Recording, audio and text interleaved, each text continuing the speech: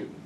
And I know it doesn't matter whether you live in Toronto, where I live. It doesn't matter whether you live in Saskatoon, where Aunt Jeanette lives, or you live here. This illness, called depression or anxiety, is the same everywhere. It doesn't matter what language you speak. It doesn't matter how long you have been on this land. We all suffer the same sorts of things. So what I do is try to go around to schools and talk about this, because the only way ever to get better is to talk about it. If you keep it inside, if you're ashamed or embarrassed, and that happens in every school, in every place in the world. People are ashamed and people are embarrassed. And that's why we go around and we try to reduce the shame and reduce the embarrassment. So if I can be up here saying, hey, my name is Mr.Landsberg, I mean, your principal knew me from TSN, but it doesn't matter whether you know me.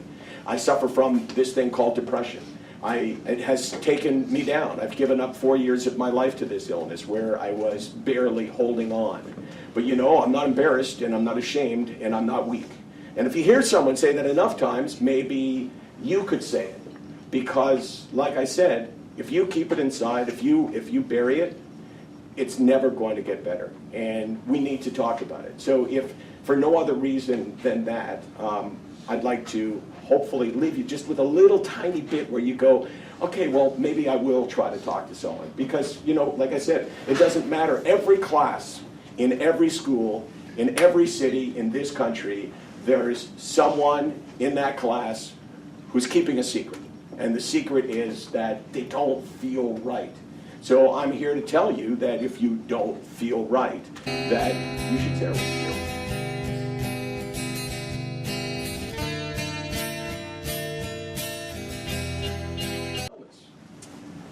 You know, that's a good question, because in football, I've never had a teammate that's come up to me and tried to explain to me that he's dealt with depression or anxiety or any mental illness.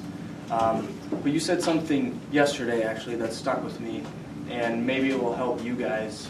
He kind of explained how sick, not weak is the tagline, right? Sick, not weak. And he explained how if you have a cold or a runny nose, you're sick, and you can see it. If you have a mental illness, you can't see that, but it's the same thing. You can't just say, I don't want to be sick anymore, I don't want this runny nose, and it goes away.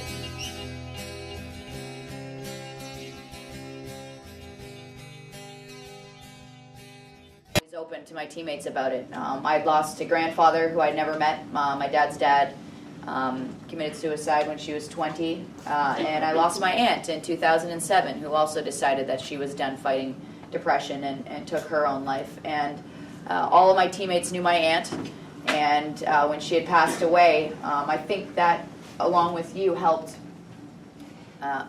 make this conversation a little bit more easy. And talk to each other. You guys are the strongest ones. You keep it to yourself. It's not going to help you. It's just going to build up until it explodes. And then the people that are left behind,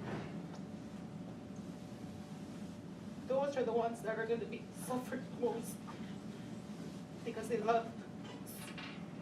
lost someone who they truly loved. Sometimes they don't even show depression at all.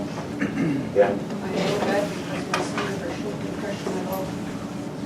People. Because I lost my son back in January. Oh no, I'm so sorry. And he never showed nothing. He was a happy kid. Well, let's put it this way. I'm kind of proof that you can fool people. You know, I've done hundreds of television shows. I ask my son every day, are you okay? Yes, Mom, I'm okay. It was always okay. Yes, Mom, I'm fine. If people... And he would talk to you like he was okay. He would look at me right in the eye. Yes, Mom, I'm fine. And he would actually talk to you too about everything. But little did I know that my son had depression. And yes, there is a big silence about it. You did.